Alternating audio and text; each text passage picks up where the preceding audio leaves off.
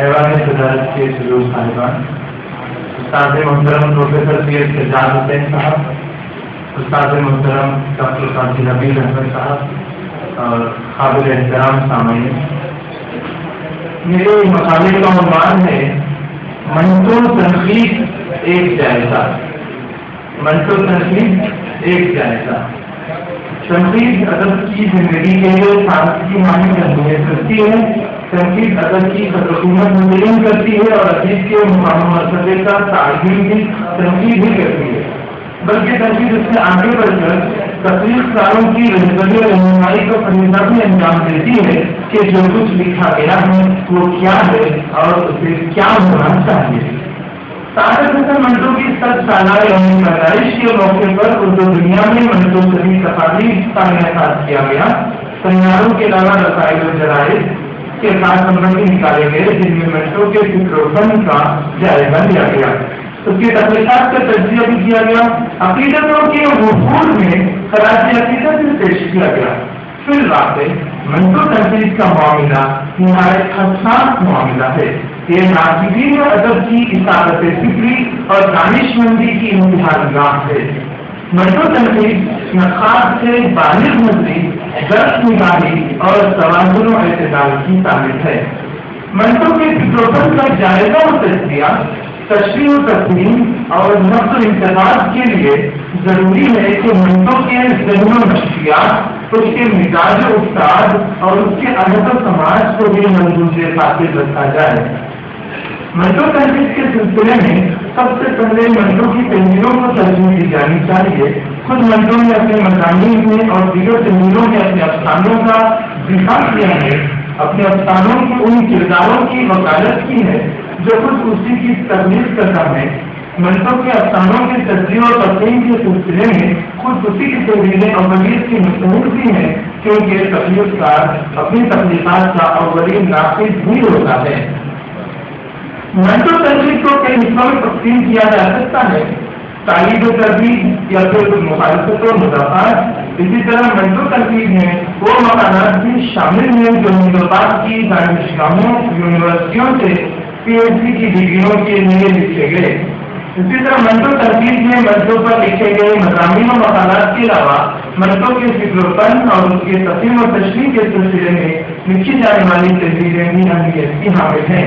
اس ضمن میں مستشرقین، اورینٹلسٹ، ناقدین بھی قابل ذکر ہیں جنہوں نے منٹو کے تراجم کی بنیاد پر اپنی تنقید کی عمارت تعمیر کی ہے۔ منٹو کی مخالفت و مقاصمت میں لکھی جانے والی کتابوں کے علاوہ ایسی کتابوں کی بھی کوئی کمی نہیں ہے جن میں منٹو کو عظیم افسانہ نگار اور سب اول کا فنکار قرار دیا گیا ہے۔ منٹو تنقید کے ایک مختصر جائزے سے یہ محسوس کیا جا سکتا ہے کہ اردو میں منٹو کی مخالفت میں لکھی جانے والی تحریروں سے کہیں زیادہ اکثریت ایسے ناقدین کی ہے جنہوں نے اعتدال و توازن اور عدل و انصاف سے منٹو کی تنقید کا حق ادا کرنے کی کوشش کی ہے۔ تنقید میں چونکہ نظریہ اور عمل کی بنیاد پر تضاد پیدا ہو جاتا ہے، لہذا منٹو تنقید کے ضمن میں بھی یہ محسوس کیا جا سکتا ہے کہ ترقی پسند ناقدین کا رویہ منٹو کی تنقید کے سلسلے میں الگ ہوتا ہے۔ مثال کے طور پر سردار جعفری، علی سردار جعفری، خلیل الرحمان آدمی، حسین چندر وغیرہ کی تنقیدیں۔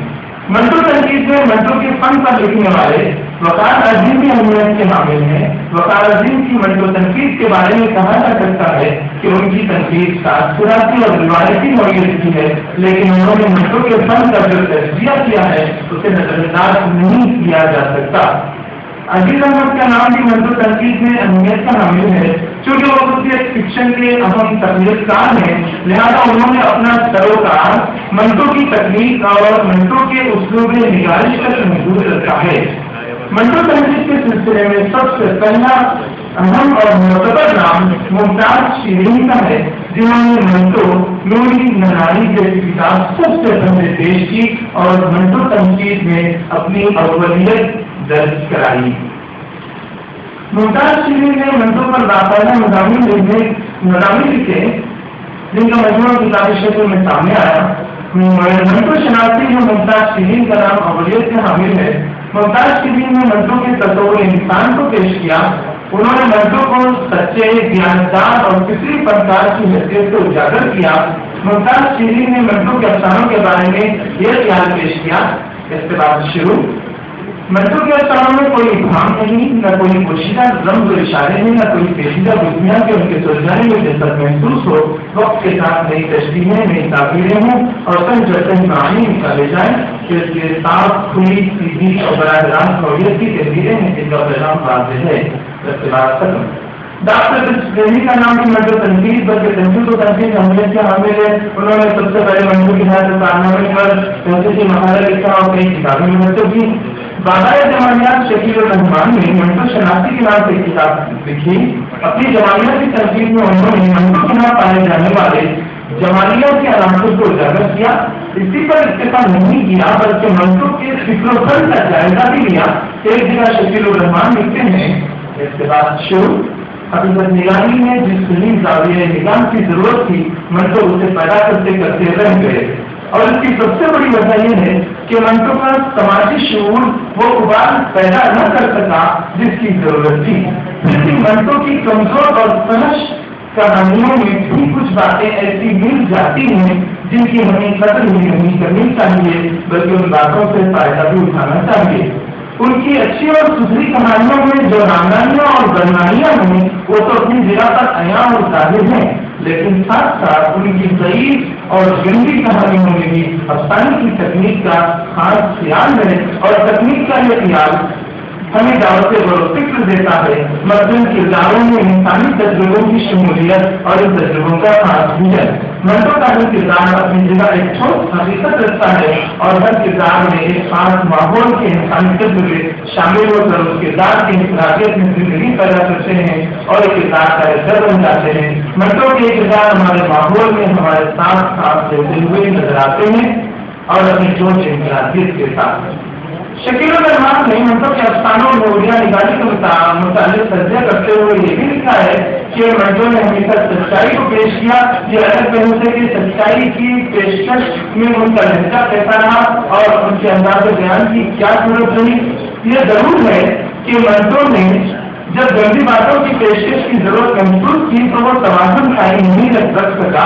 مزاج کی سختی اور گہری جذباتیت کی وجہ سے اڑیا نگاری کے بری طرح اڑیا نگاری کا منٹو شکار ہو گیا۔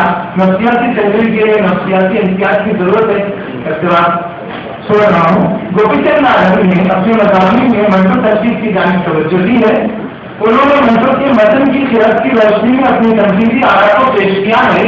نارائن نے منٹو تنقید کے سلسلے میں منٹو کی ان تحریروں اور تبصروں کو اہمیت دی ہے جن میں منٹو نے خود اپنے فن کا جائزہ لیا ہے اور اپنے افسانوں کے دفاع کی کوشش کی ہے۔ اس زمن میں نارائن نے منٹو کی ان تحریروں کو پیش کیا۔ ایک منٹو کی تحریر اعتراض کیا جاتا ہے کہ نئے لکھنے والوں نے عورت اور مرد کے جنسی تعلقات کی کو اپنا موضوع بنا لیا ہے۔ میں سب کی طرف سے جواب نہیں دوں گا، اپنے متعلق اتنا کہوں گا کہ یہ موضوع مجھے پسند ہے۔ کیوں ہے؟ بس ہے، سمجھ لیجیے کہ مجھ میں پرورشن ہے، اور اگر آپ عقلمند ہیں، چیزوں کی عواقب اور عواقب اچھی طرح جان سکتے ہیں تو سمجھ لیں گے کہ یہ بیماری مجھے کیوں لگی ہے۔ زمانے کی جس دور سے ہم گزر رہے ہیں، اگر آپ اس سے واقف نہیں ہیں تو میرے افسانے پڑھیں، اور اگر آپ ان افسانوں کو برداشت نہیں کر سکتے تو اس کا مطلب یہ ہے کہ زمانہ ناقابل برداشت ہے۔ جس کی تفصیل کو میرے نام سے جس لفظ کو میرے نام سے منسوخ کیا جاتا ہے وہ دراصل موجودہ نظام کا نفس ہے۔ اس طرح کی جو منٹو کی تحریریں تھیں اپنے افسانوں میں متعلق ان کو پیش کر کے نارائن کو جو ہے یہاں پہنچتے ہیں کہ بغیر کسی سیاق کے منٹو کی تحریروں کے فیصلہ نہیں کیا جا سکتا منٹو کے افسانوں کا۔ نارائن نے ایک بات بہت اچھی کی ہے کہ منٹو تنقید کے سلسلے میں انہوں نے امتیاز کی دعوت دی ہے۔ انہوں نے ایک سال کی منٹو کو اس کی زندگی میں اس کو صرف تنقید محنت سے شکار بنا دیا، اور اس کے مرنے کے بعد فاطمہ صرف تنقید محنت کا رویہ اس کے ساتھ رکھا گیا۔ تو انہوں نے اس زمین میں بہت اچھی بات دیکھی جو میں سوچتا ہوں کہ میں چاہتا ہوں کہ نارائن کی ایک عبادت چھوٹی سی پیش کروں۔ منٹو کی زندگی میں اس کے بارے میں جو کچھ لکھا گیا زیادہ تر سبھی صحافیانہ اور لچر و پوش ہے. انتقال کے بعد رویہ بالکل بدل گیا. لیکن اگر پہلے اکثر تنقید تھی تو بات کا انداز اکثر تاریخی و تقریبی ہے.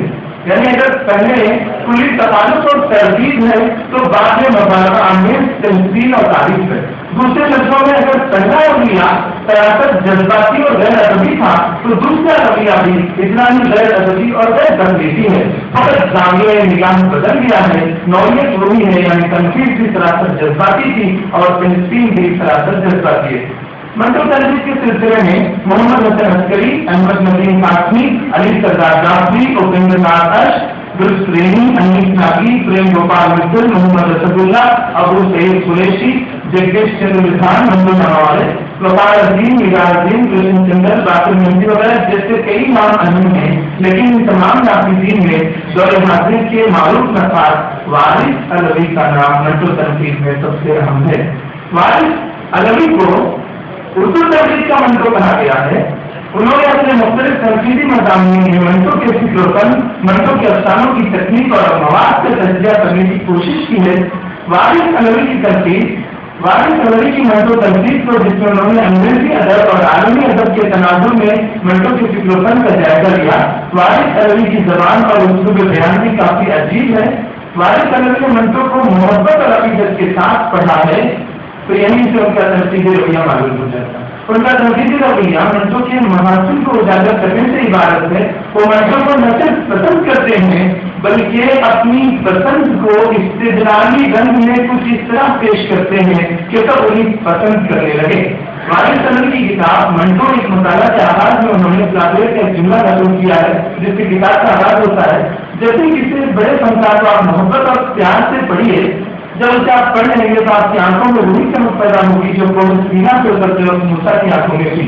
وارث علوی منٹو تنقید میں اس وجہ سے بھی اہمیت کے حامل ہیں کہ انہوں نے منٹو سے متعلق اپنے متقدم ناقدین کی آرا سے اختلاف کیا ہے، اور اس اختلاف میں ان کا تاریخ، تعارض اور معارضے کا شکار ہو جاتا ہے. وارث کا مقصد منٹو کا اعتراف اور تفصیل منٹو ہے، لیکن انہیں منٹو سے والہانہ عشق بھی ہے، جس کی وجہ سے ان کی حیثیت منٹو پسند کی نہیں بلکہ منٹو کے ایک وکیل کی ہے جو پرزور وکالت بھی کرتا ہے.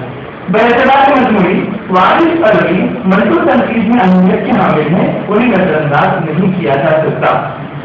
منٹو تنقید کے ذیل میں مختلف معروف و غیر معروف ناقدین کی تحریریں، منٹو کے خلاف اور منٹو کی تاریخ میں لکھی جانے والی کتابیں، منٹو کے فکر و فن پر شائع ہونے والے رسائل و جرائد کے مختلف نمبر سبھی اپنی جگہ اہم ہیں. اور اس طرح منٹو تنقید و تنقید کا ایک نیا در واقع رکھتی ہے. بہت بہت شکریہ. آپ کی السلام علیکم.